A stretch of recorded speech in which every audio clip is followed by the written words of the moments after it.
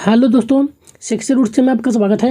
SSC CHSL exam 2023 9 अगस्त first shift का जैसे कि एग्जाम समाप्त हो गया है। दोस्तों आज हम इस सेशन में 9 अगस्त फर्स्ट शिफ्ट में जो क्वेश्चन पूछेंगे उन सभी क्वेश्चनों का एनालिसिस करेंगे। ये सभी जो क्वेश्चन होंगे 100% रियल एवं ऑथेंटिक क्वेश्चन होंगे, तो सेशन पूरा जरूर देखेगा। दोस्तों एक बताओ दोस्तों, यदि हमारे इस चैनल पर पहली बार आए हैं तो इसी तरह का सेशन प्राप्त करने के लिए हमारे चैनल को सब्सक्राइब जरूर कर लीजिएगा, क्योंकि जो भी एग्जाम होते रहते हैं उसका एनालिसिस जो है अपने चैनल के माध्यम से करवाता रहता हूं। तो इस चैनल को सब्सक्राइब जरूर कर लीजिएगा और बेल आइकन को भी प्रेस कर लीजिएगा, ताकि हमारे द्वारा जो भी सेशन आपको प्रोवाइड की जाए तो उसकी जानकारी सबसे पहले आपको मिलेगी। तो बेल आइकन को जरूर प्रेस कर लीजिएगा और अपने दोस्तों के साथ भी अधिक से अधिक शेयर कीजिए, ताकि इसका सभी बेनिफिट उठा सकें। तो चलिए सेशन को शुरू करते हैं। क्वेश्चन जो पूछा गया था कि पहला ओलंपिक कब आयोजित हुआ था। तो पहला जो ओलंपिक आयोजित किया गया था एथेंस 1896 में आयोजित किया गया था, एथेंस में। तो आपका जो करेक्ट जो आंसर होता एथेंस 1896 आपका करेक्ट आंसर होता। वहीं देखें तो प्राचीन काल में जो है ग्रीस यानी कि यूनान की राजधानी एथेंस में जो है 1896 ईस्वी में इसका आयोजन किया गया था। ओलंपिया नामक पर्वत पर इसके आयोजित होने के कारण जो है इसका नाम जो है ओलंपिक पड़ा था। वहीं देखो तो 19 ईस्वी में जो है नॉर्मल पिचार्ड जो कि भारत की ओर से ओलंपिक में भाग लेने वाले पहले एंग्लो भारतीय इंडियन थे।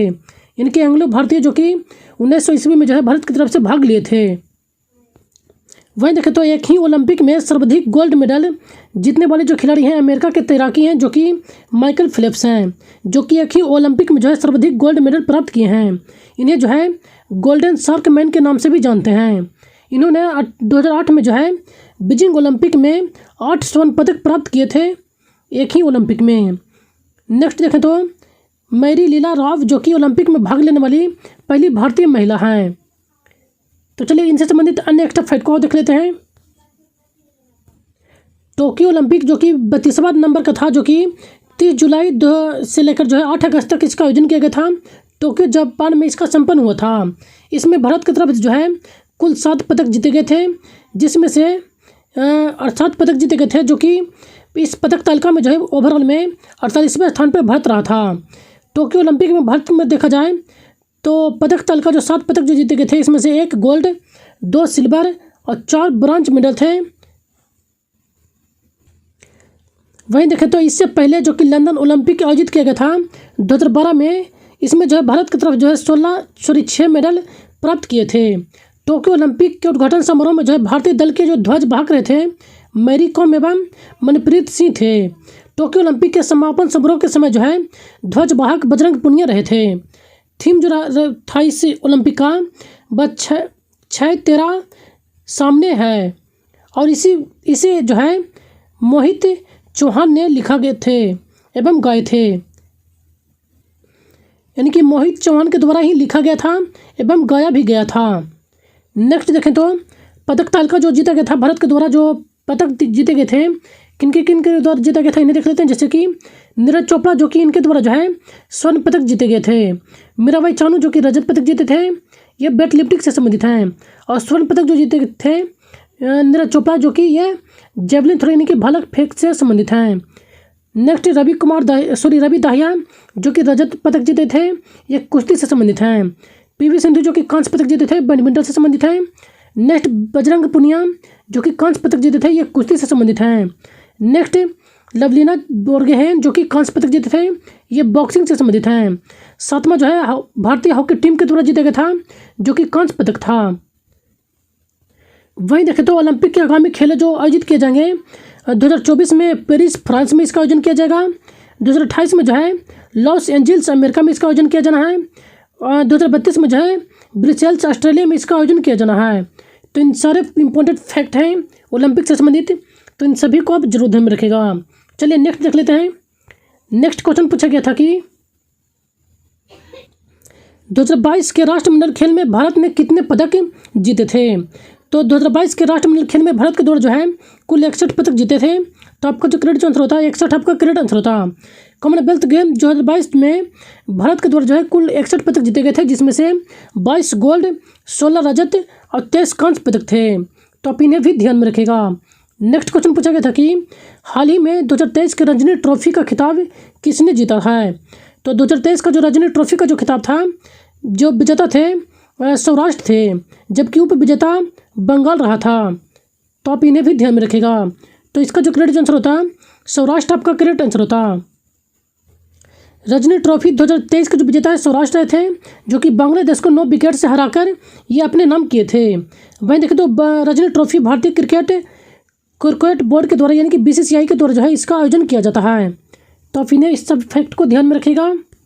नेक्स्ट क्वेश्चन पूछा गया था कि कौन से गवर्नर जनरल थे जो कि ठगी प्रथा के उन्मूलन से संबंधित है। इनकी ठगी प्रथा के रूप में एक क्वेश्चन पूछा गया था, तो इसका लैंग्वेज सही ढंग से तो प्राप्त नहीं थे। तो आपको बता दूं कि ठगी प्रथा से उन्मूलन से जो संबंधित है वो लॉर्ड विलियम बेंटिक थे। यदि इस रूप में क्वेश्चन पूछा गया था तो लॉर्ड विलियम बेंटिक आपका करेक्ट आंसर होता। वहीं देखें तो लॉर्ड विलियम बेंटिक जो कि ठगी प्रथा वर्ष 1930 ईस्वी में इनके द्वारा अंत किया गया था।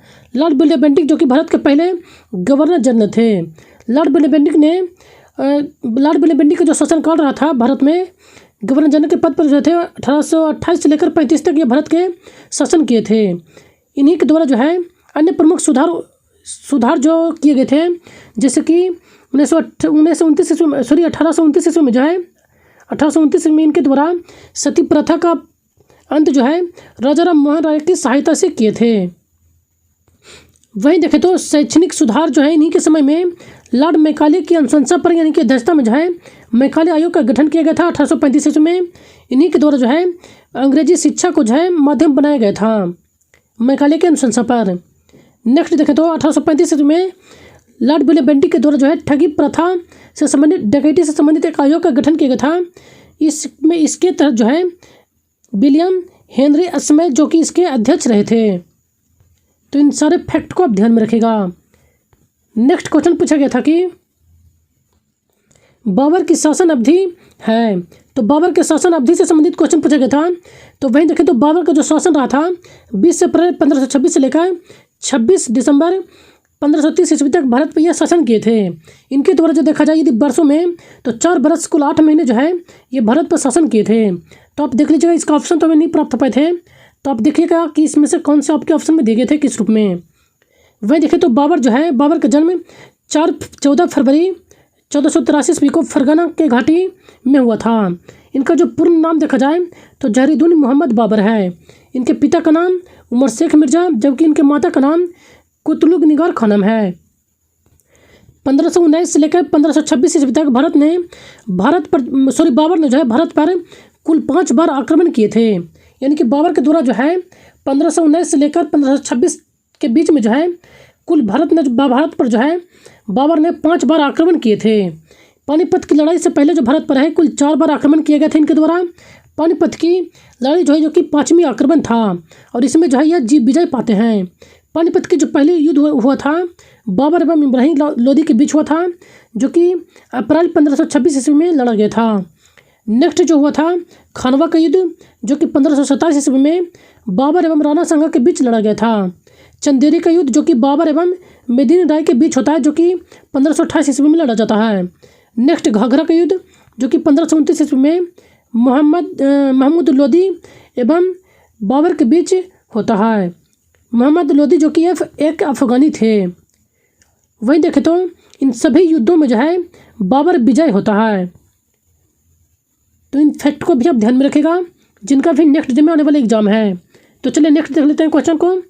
नेक्स्ट क्वेश्चन पूछा गया था कि राष्ट्रीय आय निकालने के लिए NNP में से क्या घटाया जाता है। इनके निम्नलिखित में से क्या घटाया जाता है जब उसके बाद राष्ट्रीय आय प्राप्त होता है।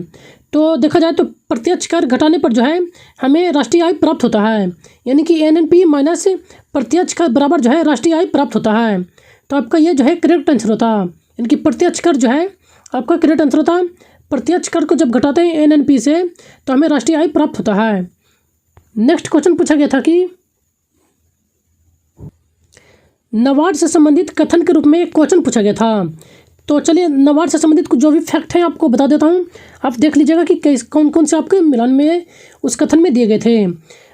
तो नाबार्ड को देखें तो यह एक वित्तीय संस्था है जो कि ग्रामीण बैंकिंग क्षेत्र के पर केंद्रित के रूप में काम करता है।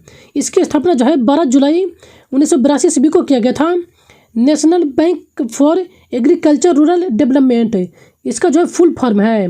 नाबार्ड का फुल फॉर्म देख लीजिएगा, आप ध्यान में रखिएगा।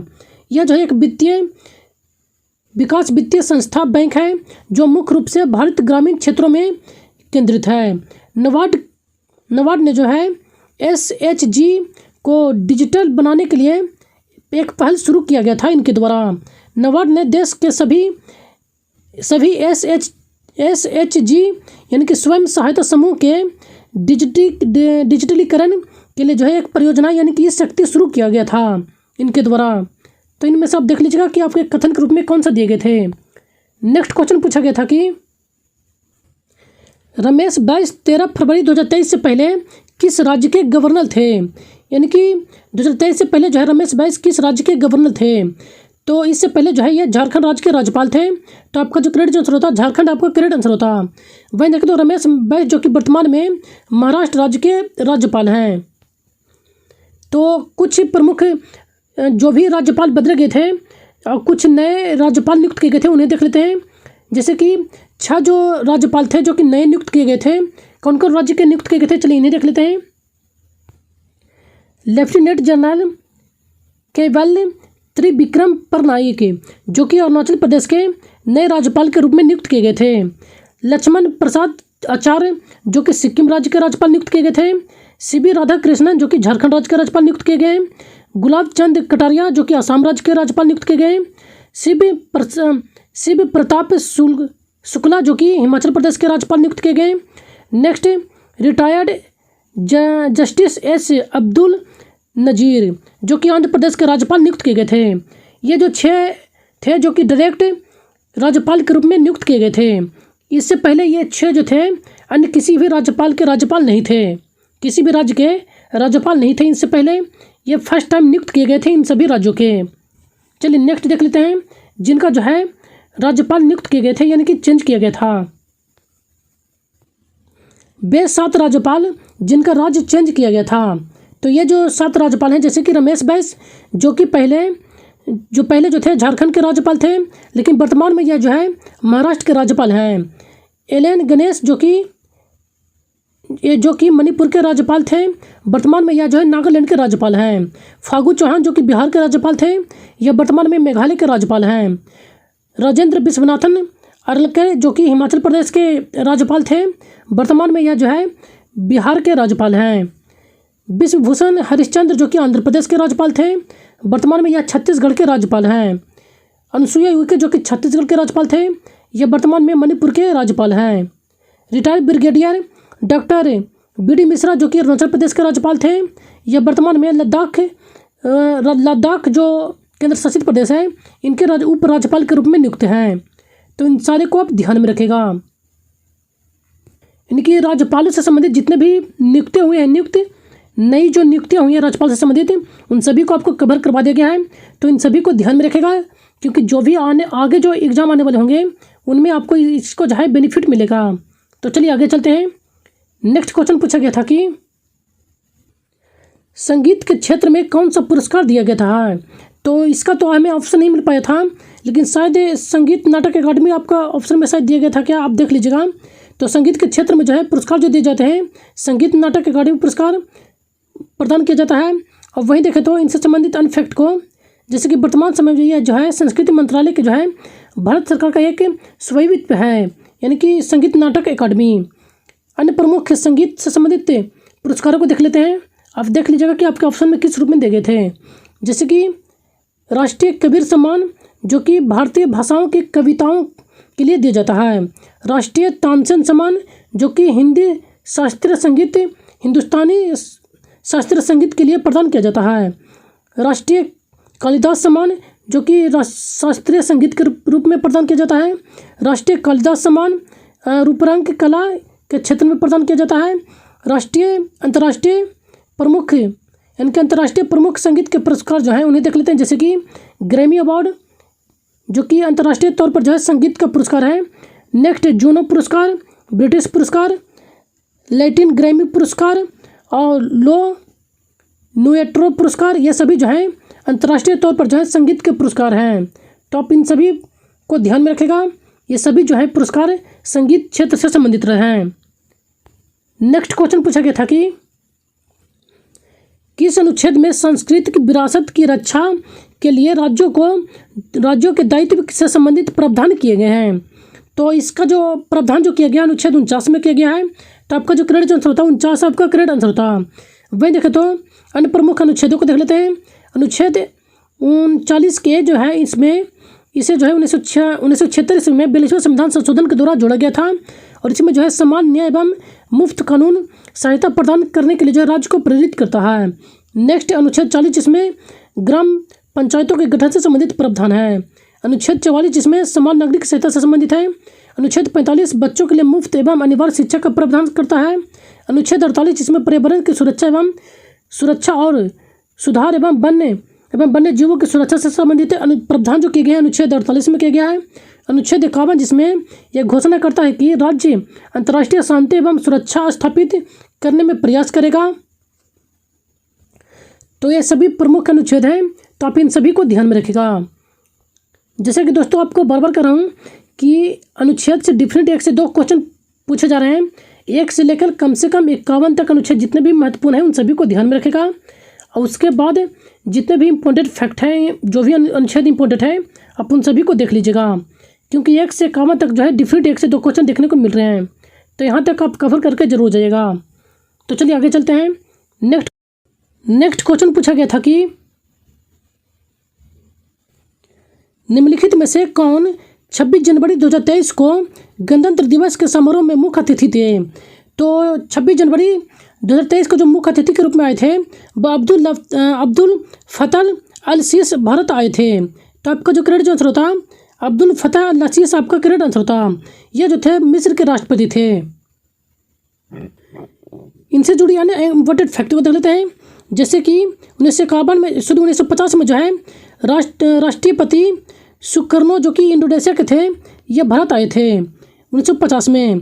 वहीं देखें तो 1951 जो कि राजा त्रिभुवनवीर विक्रम शाह जो कि नेपाल से यह भारत आए थे 1951 में मुख्य अतिथि के रूप में। तो पहला और लास्ट जो फिलहाल जो बुलाए जा रहे हैं उन सभी को आप जरूर ध्यान में रखिएगा कि प्रथम बार किनको बुलाया गया था। तो वहीं देखें तो 2018 में जो है कुल सबसे अधिक प्रतिनिधियों को बुलाया गया था। कुल 10 देशों के मुख्य अतिथि के रूप में भारत आए थे। इन देशों का आपको नाम दे दिया गया है, ये किन किन देश से संबंधित है।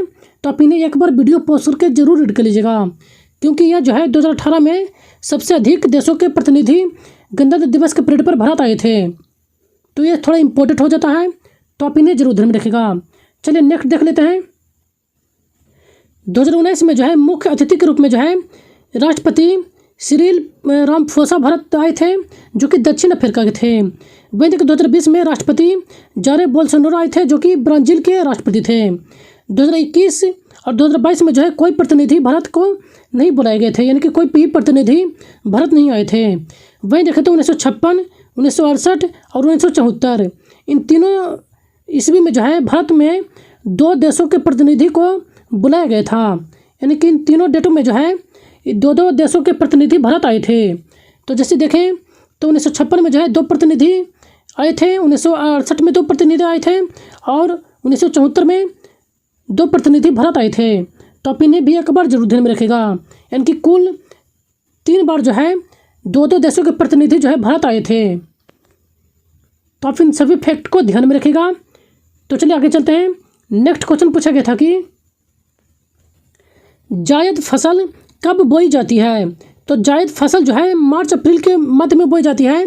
तो आपके ऑप्शन में दिया गया था कि रबी फसल से पहले या बाद में या मध्य में, इस रूप में आपके ऑप्शन दिए गए थे। तो देखा जाए तो जायद जो फसलें होते हैं ये रबी और राइफल के मध्य में बोई जाती है, यानी कि इन दोनों के मध्य में यह बोया जाता है। इनमें जायद फलों में देखा जाए तो कौन कौन से फसल आते हैं? तो टंडा, तरबूज, खरबूजा, खीरा, ककड़ी, लौकी, तुरई, बड़ी, अरवी, ये सभी जो हैं जायद फसल के अंतर्गत आते हैं। तो आप इसके अंतर्गत कौन कौन फसल आते हैं तो आप इन्हें भी ध्यान में रखिएगा। नेक्स्ट क्वेश्चन पूछा गया था कि आईसीसी वुमेन इमर्जिंग प्लेयर 2022 में जो है कौन है, यानी कि आईसीसी वुमेन इमर्जिंग प्लेयर 2022 कौन चुने गए थे? तो आपका जो करेक्ट आंसर होता रेणुका सिंह आपका करेक्ट आंसर होता। वहीं देखो तो 2022 में जो है मैच T20 क्रिकेट में जो है प्लेयर ऑफ द ईयर बल्लेबाज के रूप में जो है सूर्य कुमार यादव को चुना गया था। तो आप इन्हें भी ध्यान में रखिएगा। नेक्स्ट क्वेश्चन पूछा गया था कि 2011 की जनगणना के अनुसार मृत्यु दर कितनी थी। तो 2011 के जनगणना के अनुसार जो है मृत्यु दर पूछा गया था। तो जो मृत्यु दर था वह 7.2% जो है प्रति हज़ार पुरुष था। इनकी 2011 के जनगणना के अनुसार जो है मृत्यु दर जो था वह 7.2 प्रति हज़ार पुरुष था। तो आपका जो करेक्ट आंसर होता प्रति हज़ार आपका करेक्ट आंसर होता, यानी कि 7.2 आपका करेक्ट आंसर होता। वहीं देखो तो सन 2011 के जनगणना के अनुसार शिशु मृत्यु जो दर था वह 441 था। सरकार की परियोजना के अनुसार जो है मृत्यु दर 1951 में जो है 25 से घटकर 7.2 हो गया है, यानी कि 1951 में जो मृत्यु जो दर था 25 था, जबकि 2011 में जो है 7.2 रह गया है। वहीं देखो तो जन्म के समय जो है जन्म प्रत्याशा जो है 1951 में 36.7 वर्ष था, जबकि 2011 में जो है 67.7 है। तो इन सारे फैक्ट को भी ध्यान में रखिएगा। नेक्स्ट क्वेश्चन पूछा गया था कि नील्स बोर ने बोर मॉडल की खोज किस वर्ष की थी। तो इनके द्वारा जो है बोर मॉडल की जो खोज किया गया था 1913 ईस्वी में किया गया था। तो आपका जो करेक्ट आंसर होता 1913 आपका करेक्ट आंसर होता। नील बोर ने जो 1913 ईस्वी में परमाणु हाइड्रोजन मॉडल के रूप में पेश किए थे। इन्होंने जो है एक सकारात्मक रूप से चार्ज किए गए नाभिक के रूप में वर्णित किए थे, और इनके द्वारा जो है जिसमें प्रोटॉन न्यूट्रॉन शामिल थे, और जो कि एक नकारात्मक ऊर्जा यानी कि इलेक्ट्रॉन से बदले में घिरे हुए थे। इनके मॉडल में जो है इलेक्ट्रॉन को परमाणु कोश के नाभिक की परिक्रमा करते हैं। नेक्स्ट क्वेश्चन पूछा गया था कि 82वें ग्रैंड मास्टर कौन है। तो 82वें जो ग्रैंड मास्टर बने थे बी प्रनीत बने थे। तो आपका जो करेक्ट आंसर होता बी प्रनीत आपका करेक्ट आंसर होता, जो कि भारत के 82वें ग्रैंड मास्टर बने हैं। वहीं देखें तो पहले ग्रैंड मास्टर जो कि विश्वनाथ आनंद थे, और कौस्तभ चटर्जी जो कि 78वें ग्रैंड मास्टर हैं। तो आप इन्हें भी ध्यान में रखिएगा। नेक्स्ट क्वेश्चन पूछा गया था कि लॉर्ड्स क्रिकेट ग्राउंड में 2012 में जो है ओलंपिक का कौन सा प्रतियोगिता खेला गया था।